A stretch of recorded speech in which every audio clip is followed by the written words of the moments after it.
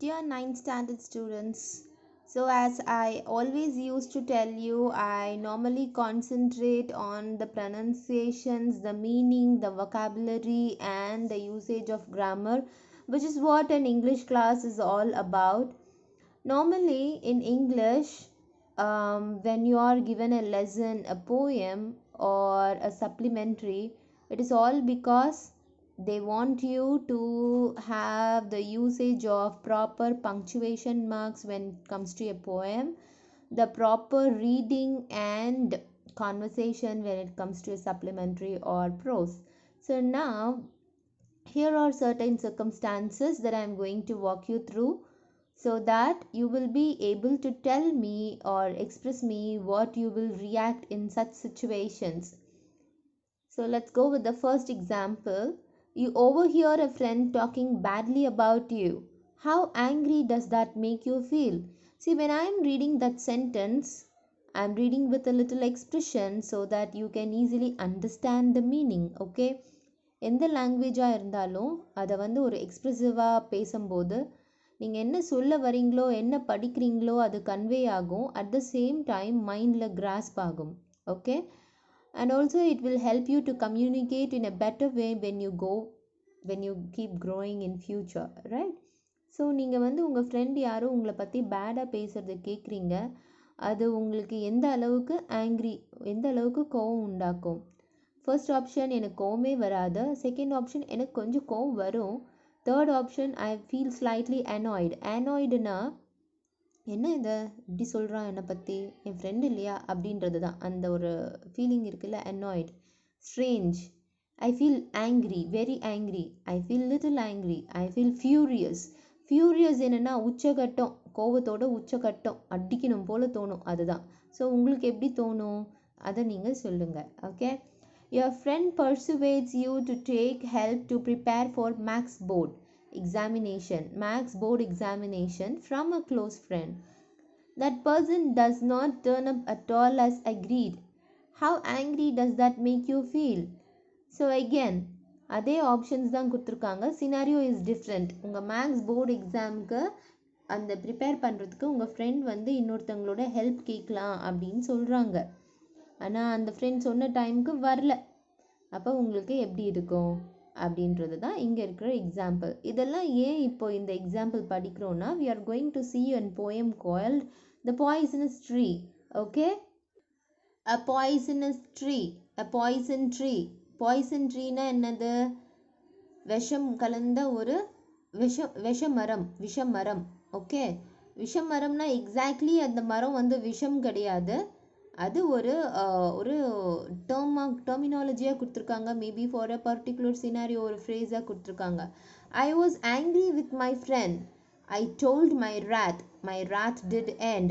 I was angry with my foe, I told it not, my wrath did go. இதை wrath அப்படின்னு சொல்லலாம், இல்லை wrath அப்படின்னு சொல்லலாம். W is silent here. And I watered it in fears, night and morning with my tears, and I sunned it with my smiles and with soft deceitful wiles. See, very interesting about this particular poem is the usage of the language, the words and the expressions, okay? I was angry with my friend. ஆங்க்ரினா கோவம், ராத்னாலும் கோவம் தான், okay? நான் என்னோட friend மேலே ரொம்ப கோவமாக இருந்தேன். I told my wrath did end. I was angry with my foe. What is the meaning of foe? I was angry with my foe. Foeனா என்ன? enemy, கோவம், angry எல்லாமே more or less வந்து சேம் மீனிங் தான். ராத்னாலும் angry, foeனாலும் angry or enmity. I told it not, ஆனால் நான் அதை பற்றி சொல்லலை. என்னோட ஆங்கர், என்னோட வெஞ்சன்ஸ், என்னோட உள்ளே இருக்கிற கோவம். ஆங்க்ரினா கோவத்தோட வெளிப்பாடு angry.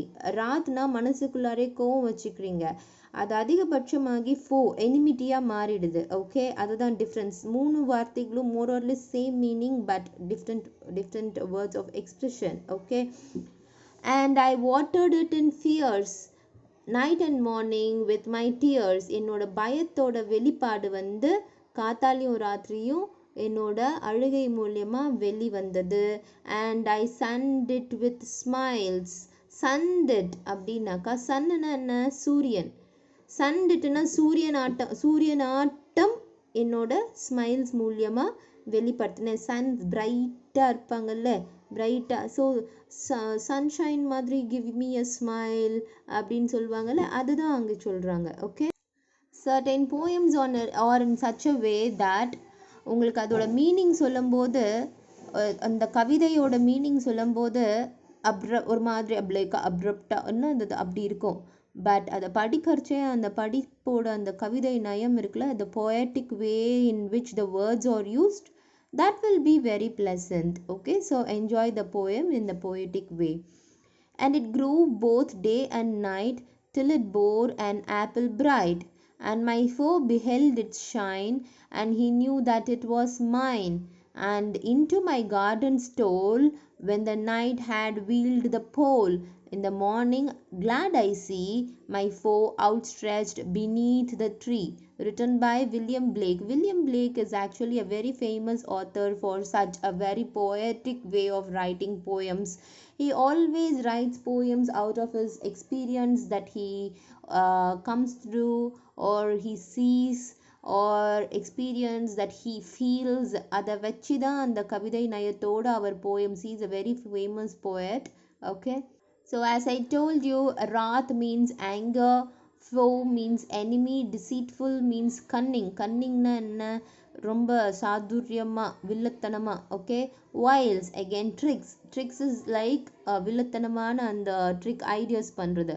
wieldனா covered. So now you understood the poetic meaning of the poem. Okay, so அவங்களோட கோவம் வந்து டே அண்ட் நைட் வளர்ந்துட்டே இருந்தது. till it bore an apple bright, and my foe beheld it shine. beheldனா என்ன? withhold, holding it. Okay, and he knew that it was mine. And into my garden stole, when the night had wheeled the pole. So you have the meaning here below, right? And you also have, so based on that meaning you can easily try to understand the meaning of the poem. Okay, so English is such a easy language. When you read it with interest, you will have lots of easier understanding, and you don't even need a English teacher to explain you the language. Okay, so now let's go to the degrees of comparison, the grammar portion. Comparison means what, ma? Comparing you with some others studies. அவன் நல்லா படிக்கிறான் பாரு அப்படின்னு சொல்லும்போது, அம்மா இங்கிலீஷில் சொல்லும்போது பாரு, அவன் உன்னை விட நல்லா படிக்கிறான் அப்படின்றது வேற, அவன் நல்லா படிக்கிறான் அப்படிங்கிறது வேற, அவன் சூப்பராக படிக்கிறான் பாரு அப்படின்றது வேற. ஸோ அது எப்படி சொல்லுவாங்க? he is studying well. Okay, he is studying better than you. Oh, he is studying the best in his class. He is the best bright student in his class. Okay, so first விதமாக சொல்கிறது வந்து positive comparison. Kumar is a kind man. Kumar is kinder than other men in his group. Kumar is the kindest person in his team. So அதுதான் பாசிட்டிவ்னாக்கா, குமார் வந்து ஒரு கனிவான மனிதன் அப்படின்றது கைண்ட் மேன். ஓகே, கைண்டர்னா கம்பேரட்டிவ். ஓகே, கம்பேர் பண்ணுறாங்க, அவனோட டீம்லேயே மற்றவங்கள விட அவன் வந்து இன்னும் கொஞ்சம் கனிவானவன் அப்படின்றவாங்க. Kumar is the kindest person in his team அப்படின்னா அவனோட டீம்லேயே அவன் தான் மிகச்சிறந்த கனிவான மனிதன் அப்படின்னு சொல்கிறதுக்கு பேர். Okay, so when you are using positive term you will use a. when you are using comparative, compare, உன்னை விட இன்னொருத்தன் அப்படின்னு யூஸ் பண்ணும்போது, than, Kumar is kinder than many other members in his team. Superlative, super, the best.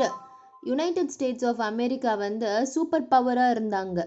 ஓகேவா, அதனால தான் அவங்கள வந்து the United States of America, the Soviet Russia அப்படின்ட்டு சொன்னாங்க. ஓகேவா, யூஎஸை வந்து த யூஎஸ் ஏன்னு சொல்கிறாங்க? அது சூப்பர் பவர் நேஷன்ட்டு they are claiming it. Okay, so it's called the United States of America.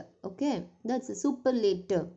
So Mount Everest is the highest peak, இருக்கிறதுலே உலகத்திலேயே சிறந்த அப்படின்னு சொல்லும்போது உலகத்திலேயே ஹையஸ்ட் பீக் சிகரம் எது? Mount Everest. அதனால் அதுக்கு தாண்டி எதுவும் வேறு எதுவுமே இல்லை அப்படின்றதுனால தி ஹையஸ்ட் தி யூஸ் பண்ணுறாங்க. So when you are using a normal comparison, when you are saying about some person, you are using a. When you are comparing with others, you are using than. When you are saying that is it is at its best, அதை விட வேறு எதுவுமே இல்லை அப்படின்றப்போ you are using the. Okay, a than the.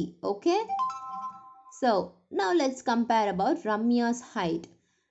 No other girls in the class is as tall as Ramya. இப்போ ரம்யா தான் அவங்க கிளாஸ்லேயே டால். ஓகேவா? அதை நீங்கள் ஒரு பாசிட்டிவ் ஸ்டேட்மெண்ட்டாக சொல்லும்போது என்ன சொல்லணும்னா, ரம்யா மாதிரி யாருமே டால் கிடையாது. Ramya is dollar than any other. இப்போ நான் இங்கே சொல்லும்போது மெனி அதர் சொன்னேன். மெனி அதர்னா என்னன்னா, நிறைய பேர் கைண்டாக இருக்காங்க, அதில் குமார் வந்து இன்னும் கைண்டாக இருக்கான் அப்படின்னு சொல்கிறேன். ஆனால் ரம்யா கேஸில் பார்த்தீங்கன்னா அவங்க கிளாஸில் ரம்யா மட்டும்தான் டால், வேறு யாருமே டால் கிடையாது. அப்போ வேறு யாருமே இல்லை அப்படின்ற போது any, no other person.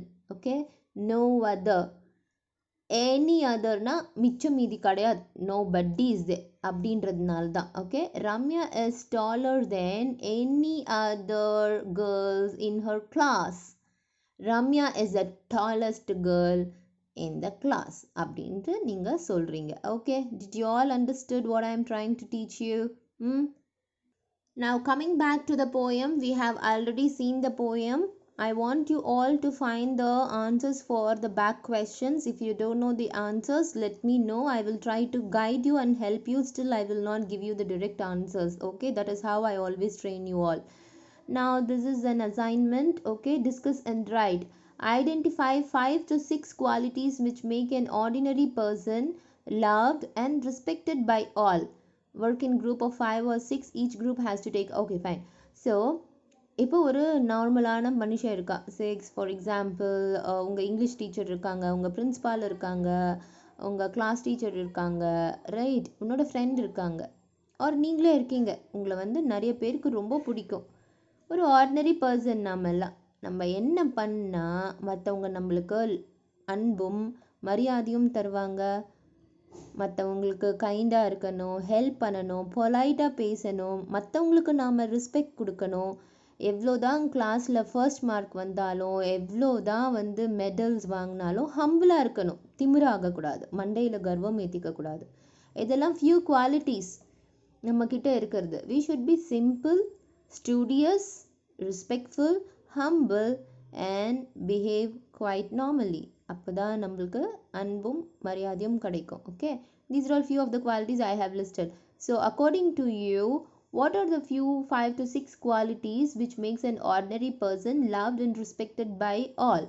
Okay, and discuss the methods for imbibing that quality and identify the challenges that need to be faced. Okay, அன்பாக இருக்கணும், ஹம்பிளாக இருக்கணும், கர்வம் ஏற்றிக்கக்கூடாது, பொலைட்டாக இருக்கணும், அதெல்லாம் ஓகே. அதெல்லாம் பண்ணாலும் நம்மளுக்கு வந்து சில சேலஞ்சஸ் வி வில் ஃபேஸ். பொலைட்டாக இருக்கானே ரொம்ப, இவனுக்கு பண்ணலாமா, கொஞ்ச நேரம் வெயிட் பண்ணுங்க பேசலாம் அப்படின்னு உட்காத்தி வச்சுடுவாங்க சில ஆஃபீஸஸில் எங்கேயானா போனால். அப்போவும் நம்மளோட பொறுமையை விடாமல் பாதுகாத்து if we are behaving in a right way, we will be achieving for what we have gone to the purpose, right? So that is one of the challenges for being humble. Some people will not even immediately consider our humbleness. They will not understand why this person is humble, right?